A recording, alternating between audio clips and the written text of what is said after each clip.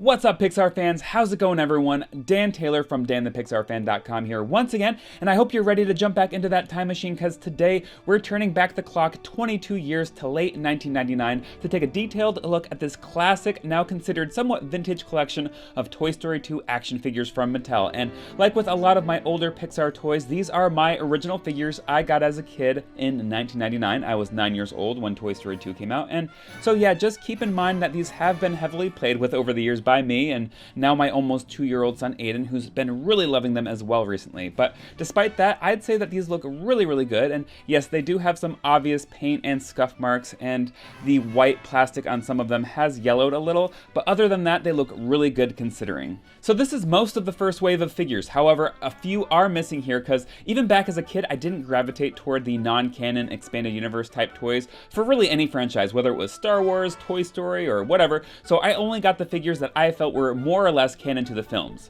For example, as you can see here on the back of one of the card backs, there were some in this collection that I didn't pick up, but I definitely wanted to mention them here anyway, like this Woody and Bullseye Rough Riders 2-pack, this Buzz vs. Zerg Extreme Conflict set, and this Cyberhook Techno Gear Buzz. And now here I just wanted to show some examples of what the packaging looked like back in the day for some of the figures that I did get, just so you can get a sense of what it was like, or to hopefully bring back some great memories if you collected these back then as well. And sure, the figures I did purchase do have some non-canon accessories, I get that, but it's nothing over the top, and ultimately the figures themselves look the way that the characters do in the film. Now, really quick, you may have also noticed that the Jessie figure is absent on the Wave 1 card backs, and that's because she was actually released in a separate wave, which I believe would have been Wave 2. She was the only normal character to collect in that second wave, though, so I just got her. As you can see, the other figures were once again all weird Mattel concepts, which got even sillier than the extended universe figures in the first wave. Okay, let's move on to taking a closer look at each of the figures I have here individually, starting with Shifty Shootin Prospector with Mean Fire and Pickaxe. What a name! He's got just 3 points of articulation total, I'm talking both arms, and then his head rotates a full 360 degrees. His sculpt is overall really nice considering it's from 1999. Moving on to the back here, we got the pull string, ring, and patch details there, as well as some good texturing in the outfit. His hat with this one is also removable, which is a feature that this year's version doesn't have, so that's pretty cool and a plus here. So yeah, I will say that the paint is overall better here with this figure when compared to this year's Stinky Pete. Like, the bandana is actually painted with accurate coloring here, but I honestly still prefer the overall look, especially the face sculpt of the new 2021 version. This figure stands at 4 inches tall without his hat on, and just under 5.5 inches tall with his hat. Here's his firing cannon accessory, which of course isn't in the film, but yeah, just press down on the wick or fuse here or whatever you call it, and it fires the pickaxe tied with string to a cannonball while making a blasting sound effect. Okay, let's go ahead and do that one more time. And here's just a quick closer look at the pickaxe accessory and an example of how the Prospector can surprisingly hold the cannon well despite it being a bit bulky. Next up is Buckin Bronco Bulleye, who stands at about 5 3/4 inches tall, and he really just has 1 point of articulation. His head can be moved up and down. He has bucking action and sounds, which are activated by the button here on the side, and a launching blanket roll, which can be launched by pushing down on his tail. Kind of a funny feature. Underneath here is his battery compartment, and his legs are that classic rubber bendable material to simulate Bullseye's floppy legs. You know what I'm talking about if you ever had any of those classic bendy figures that I feel were popular in the 90s, and it was definitely utilized well here. Like, it makes sense for the character, and it isn't just bendy for bendy's sake. This is a really solid and fun Bullseye figure overall. Now let's take a quick look at his 2 action features here, starting with the launching blanket roll. Just push down on his tail like I mentioned, and bam. And let's see that one more time since it does happen really quick. To reset, simply push down the saddle until it clicks. And then for his next feature, just push the button right here on his side, and Bullseye will make a whinny sound effect while kicking back his back legs. And one more time. Next in the lineup is Thunder Punch Buzz with hard-hitting punching action and sounds. His helmet can be flipped up and his head can be turned all the way around. He has some basic articulation in the arms, which can be moved up and down and all around. The only other bit of articulation is in the legs here, but no points in the knees or ankles though, they're both just molded. He also comes with his utility belt, so this can either be the video game Buzz at the start of Toy Story 2 or the imposter Buzz from later on in the film, although for some reason Mattel made it green instead of blue. It easily clips on like so. Moving to the back, you can see some yellowing in the jetpack on mine, just due to age, and then the purple button in the center there is how you activate the punching action and sounds. By the way, this Buzz stands right at 5 inches tall, and yeah, let's go ahead and see and hear this guy in action.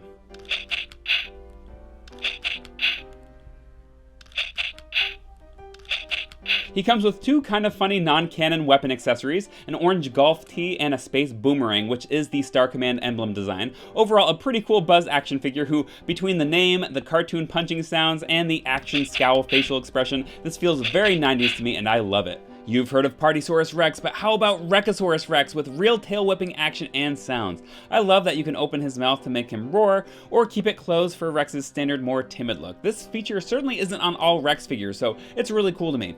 He's got some movement in his two little arms and also in both legs. This Rex stands right at 4.5 inches tall, and is definitely one of my favorite Rex sculpts when it comes to these smaller scale Toy Story action figures. There's his underneath where you can see the battery compartment, and speaking of, to activate his whipping feature and sound effect, just snap his tail into position and press the button here on his back. And one more time. The fun doesn't stop there, because Wreck-a-Saurus Rex wouldn't be complete without something to wreck, of course. So he also comes with 3 Andy's Room style alphabet blocks, which spell Rex, very nice touch by the way, that you can stack up in various ways along with another accessory, which is supposed to be like a game piece, and then use Rex's tail whipping action to knock it all down. By the way, these blocks and game piece also work as the perfect little items for Bullseye to kick down as well. Moving along to Ropin Rescue Woody with real roping action, who stands at 6¼ inches tall. He has some very standard articulation in the arms, his holster can rotate up and around a full 360, his legs can move and seem to be part of like one mold, so they actually move together, and they're that same bendy rubber as Bullseye's legs for that floppy effect once again.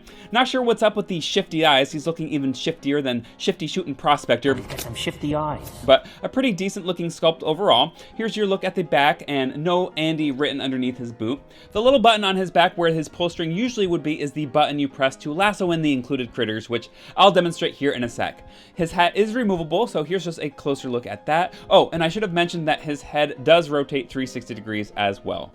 Okay, now let's go ahead and see this Woody in action. All you have to do is pull out the lasso cord and then press this button on Woody's back here to reel it in. The cord extends to about 11 inches, but including the plastic rope at the end, it's about 13 inches long total. So yeah, just pull it out until you feel it stop, don't tug too hard, and here we go one last time since it's another blink and you miss it feature. Woody also comes with 2 Roundup Critters to rustle up, one of them being this bear here, who actually makes sounds as well, and this bear design can literally only be seen for a couple frames in Toy Story 2 during the intro of Woody's Roundup, and also a cartoonier version showed up on the walls of Jessie's Critter Carousel ride at California Adventure, which is really neat. Anyway, just press his stubby little tail here for growling sound effects.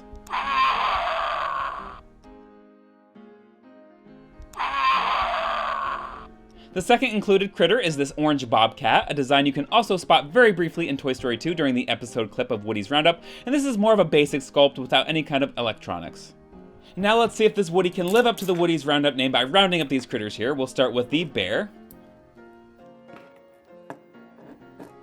And no such luck. See, in my experience, the bear's always been a bit too heavy to lasso. I've never really had good luck with it, but the bobcat here, on the other hand, does work a lot better with this feature. And of course, I had to share that yes, Woody can also ride Bullseye, which is fantastic. Super fun. Next up is Ion Blaster Zurg with a real firing projectile plus sound effects, and he stands at about 5¾ inches tall. This is such a cool figure. He's got ball jointed shoulders there for some nice arm articulation. His wrist can rotate a full 360 degrees. He's got the same shoulder joint on the other side here, but no wrist articulation since his hand is molded to his non-removable Zergotronic Ion Blaster. His head can also rotate 360 degrees, and his cape can actually be completely removed after also removing his Ion pellet ammo pack on the back here. Another awesome feature is that he's got this little window here on the back of his head, and while it isn't a Zerg Vision scope targeting feature like in the film, you can shine a light back there to make his eyes glow. And here's a closer look at his blaster, which you'll notice doesn't include the power level indicator numbers. Now real quick, I just wanted to show you guys roughly how the light up eyes feature works, but with all the studio lights on here, I know it's pretty hard to see, but you get the point though, and I'm sure you can totally understand that this would look sweet in a lower light environment. And as far as his sound feature, just push this button here for some sci-fi-esque energy sounds. To fire Zerg's ion projectile, just press this button on the side of the blaster here. Of course, it's just one solid yellow piece instead of separate pellets like in the film, but that's as it should be. It's totally understandable why Mattel went that route with this scale figure, since the pellets would have been really small and easy to lose otherwise. Anyway, let's go ahead and fire this one more time. And just when you thought that those were all of Zerg's features, not quite. He's got one more, which is real rolling wheels, just like in the movie.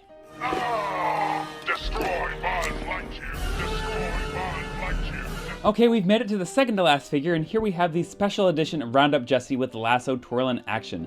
Jessie's hat is removable, but honestly, it barely stays on her to begin with. You kind of have to just balance it on her head, which is fine for display, but not so much for play.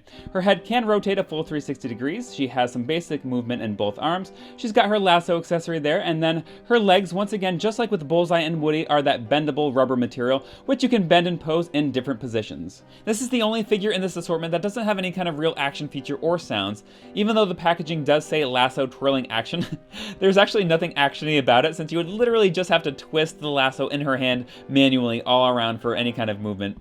Her hair may be a little bit too brown to be accurate, but it still has a slightly red tint to it, and for some reason just the white plastic of her torso has yellowed a little over time on mine, but it's still a nice looking figure even by today's standards, I'd say. And as far as height, Jessie stands at about 5.5 inches tall. Jessie does come with some really cute accessories though outside of her hat and lasso, which are these 3 Woody's Roundup Critters, or Prairie Pals as the box calls them. Included here is the deer, the skunk, and the rabbit, and they have a much more accurate look to them compared to the way Mattel made the critters that came with Woody. These just look much more like they do on Woody's Roundup, and I like that they're flatter and on stands. By the way, Woody can also lasso in these little guys as well. And yeehaw! Jessie can also ride Bullseye, which I'm sure you guessed, but I just had to show it here as well. Alright, we made it to the final figure who's too tall to even fit in the frame, and that's Zipline Rescue Buzz with string gliding action, directly inspired by this classic Buzz Lightyear moment from Toy Story 2.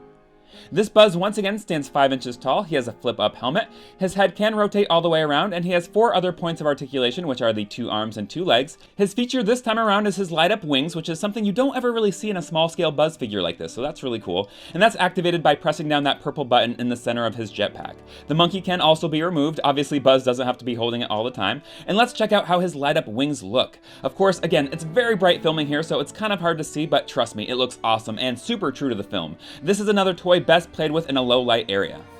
Now here's a closer look at the monkey on unicycle accessory, again straight out of the film, and he looks really good. The only included item I don't have here anymore though is the string that it came with, but yeah, it did come with some string so that you could set it up so this monkey could actually balance and ride down the string just like a traditional real-life tightrope unicycle toy, just like this. Any old string would work with this though. It wasn't anything too unique to this set, so that's not really a loss to me at all. And as you can see here, the wheel does really spin and the balance poles can be removed as well. Lastly, I had to share that several of these figures here were also included in this awesome Woody's Roundup action figure set that I never got. And while the figures are the exact same, some of the accessories are unique and exclusive to this set, like Woody's guitar, Bullseye's horseshoes, and the Prospector's gold nugget and pickaxe. And there was one more gift set released as part of this collection, another one I never got that's incredibly cool, and that's this Al's Toy Barn battle set with Buzz, Zerg, and the 2 Rock'em Sock'em robots. This one I do actually plan on tracking down finally after all these years, since it's just too great to pass up any longer.